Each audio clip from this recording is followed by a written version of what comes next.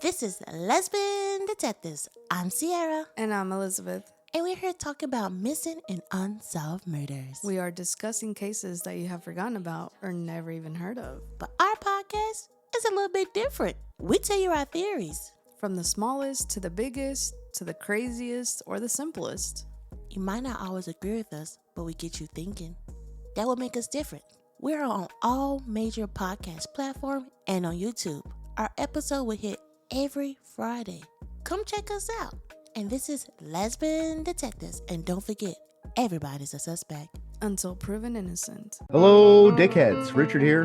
We're about to do another episode of Private Dick Side Quest, Knights of the Round Table. We're going to do another night today. But before we get to all that, can you please go give us a 5-star rating? Spotify, Apple Podcasts, wherever else you can give reviews. That'd be awesome. I want to get some more ears on the show. Today, we're going to get into another night. I figured we already did the 2 of the 3 Saracen Knights. So why not just finish off the brothers? So we're going to talk about the youngest son of King Escalabar today. King Escalabar being the exiled king of Babylon. Haven't done a full episode of him yet, but we've talked about all his kids after today. So the youngest of his kids is Sir Segwarides. Segwarides. Sir Segi. I'm going to call him Sir Segi probably a bunch, but Sir Segwarides. Segwarides? The more I say it, the more it doesn't sound right. I don't know. Segwarides? Segwarides. I think it's Segwarides. An elite team of private detectives. What if balloons are aliens? Maybe that's the key component we're missing. Cover-ups. John's guilty.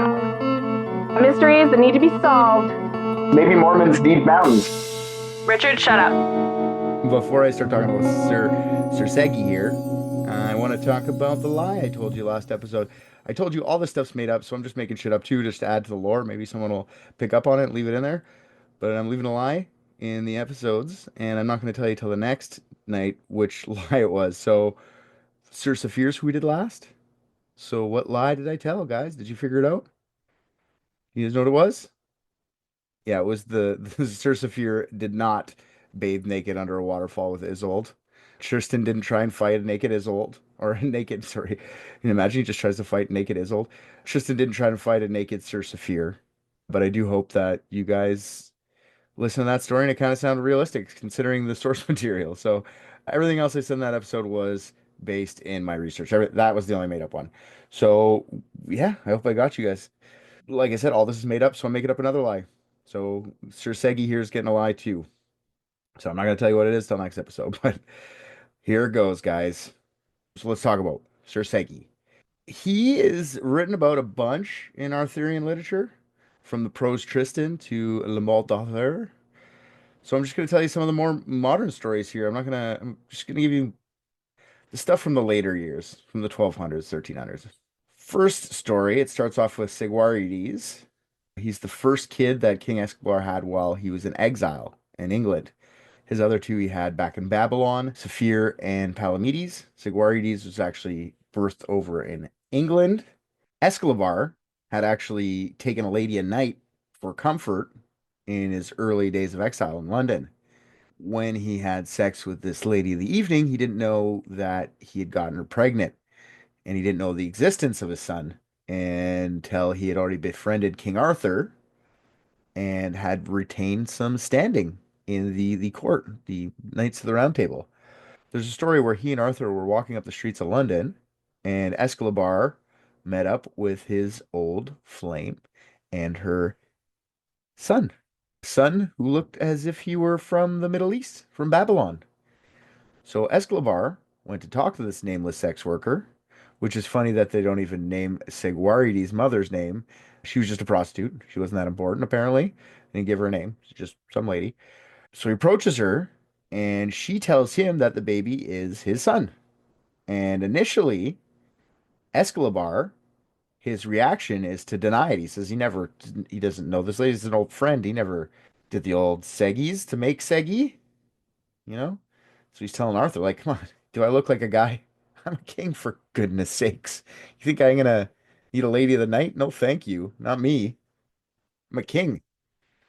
And Arthur just looks at him kind of like, I don't know, man. Are you sure about that? Like, are you positive this isn't yours? Because this baby looks a lot like you, my friend.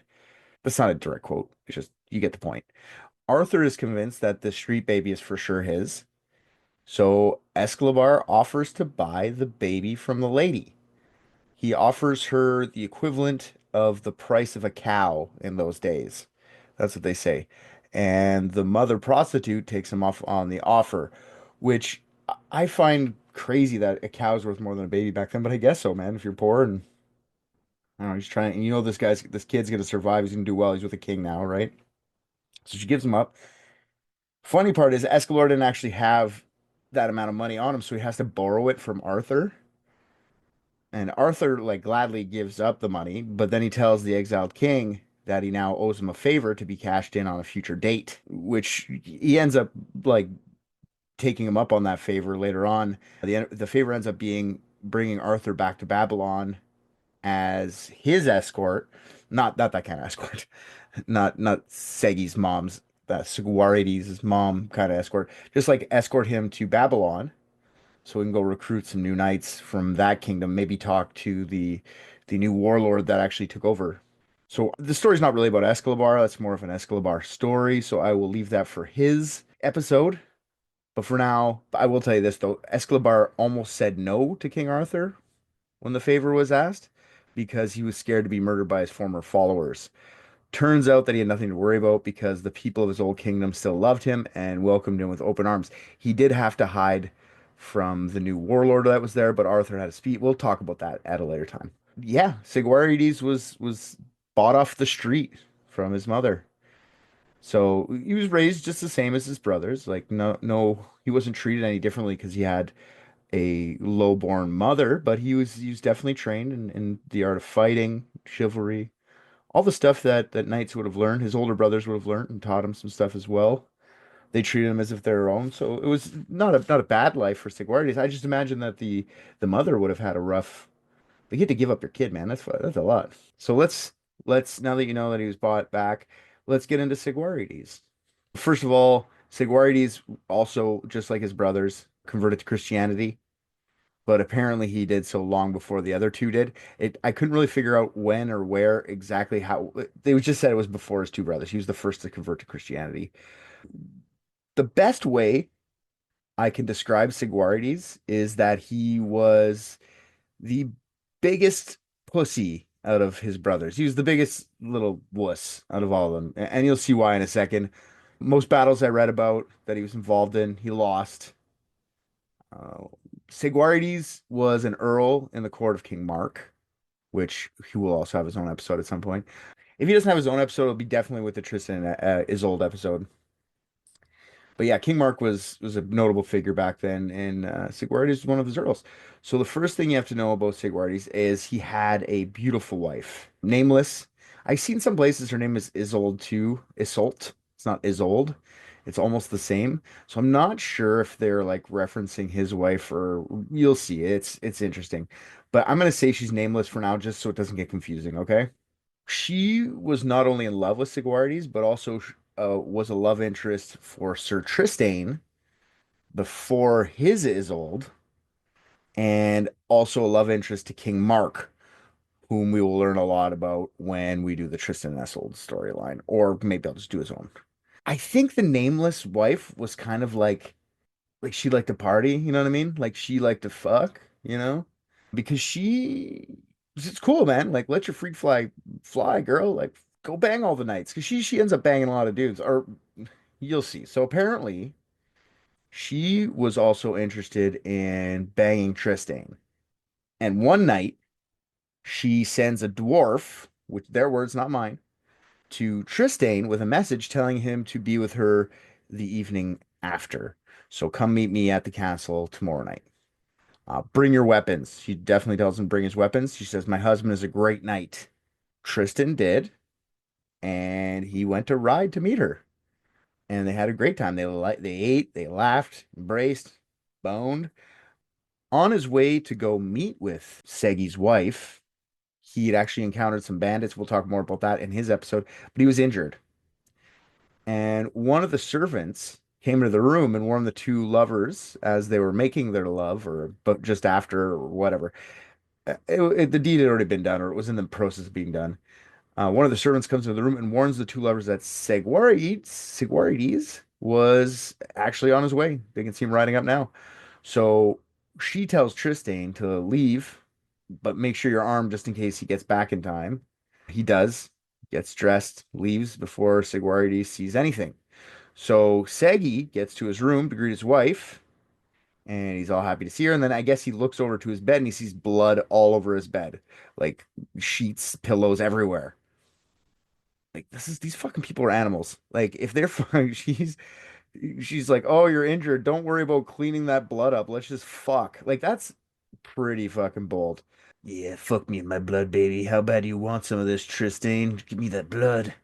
Since she wasn't injured, Sigwarides figures out that his wife must have been unfaithful. He's like, why would there be blood everywhere if you're not bleeding?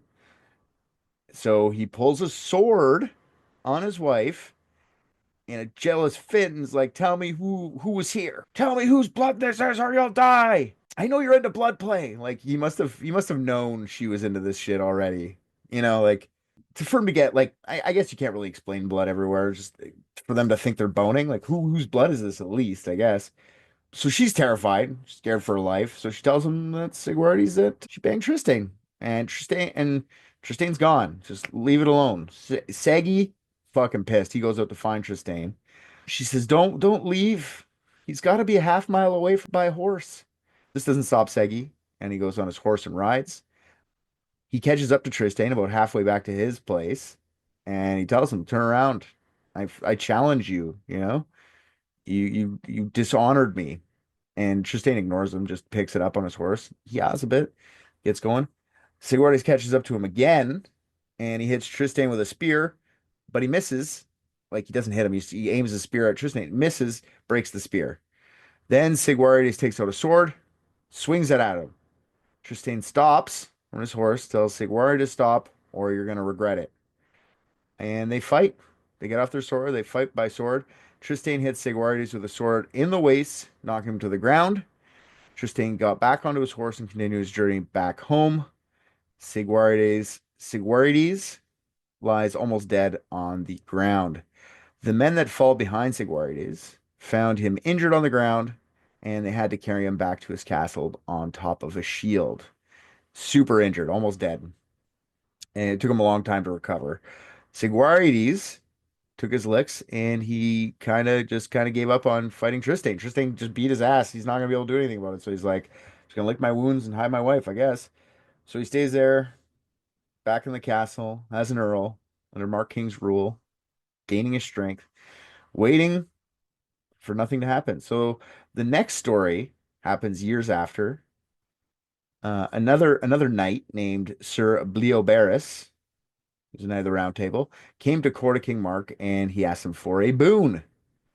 He said, I want to have the fairest lady, and it must be of my choosing. And as it was back then, I guess you could just deal out girls, man. He just, sure, why not? Take whoever you want, man. Sir Bleoberis, you're friends with Arthur, your friend of mine, have any girl you'd like. So he gets to pick, and he picks the lady he thinks is the most beautiful, which just happens to be Sigwarides' wife. Takes her, puts her on the back of his squire's horse, not his horse, and he rides away before anyone could stop him. King Mark, Sigwarides, and his entire court were pissed. Like, that's not what I meant when I said you could take a woman. I didn't mean a married woman. So Sigwarides gets on his horse and he rides off to go save her. And he catches up to them, kicks Bleoberis off his horse. Bleoberis is ready to fight. He says, let's do this.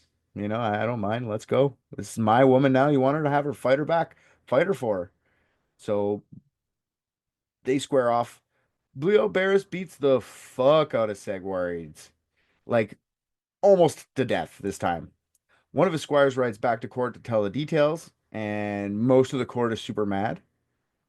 Believe it or not, Tristane's there this time. He's also super mad. So he heads out, Tristane, to save the wife of Segi, and he sees, like, maybe this is an opportunity for me to, like, pick her up again. Segi's getting rescued by me this time. She can't think that he's a real man. So Tristane catches up, and they also decide to fight for her. And Tristane beats the fuck out of Bleoberis this time. Not as bad as Bleoberis beat Segwarides, but he beat him nonetheless. After the fight, They talk, and instead of killing each other, they decide to keep the peace in the name of Lancelot. They decide to let her choose. She said that she loves Tristan the most in the world, and she trusted him. But when Bleobaris took her, she let Segwarides come and rescue her, and he did nothing. So the wife of Segwarides decided to pick her husband instead of either of these guys, and she begs Bleobaris to bring her back to where her husband had been recovering in a shrine somewhere, which he did. Dropped her off. Said, "Sorry, dude. Here's your wife, I guess." And when she got there, Segwarides was comforted to see her. He was happy to see her. And she told him about how Tristan went to save her from Bleobaris, but she chose him instead of. They told the whole story.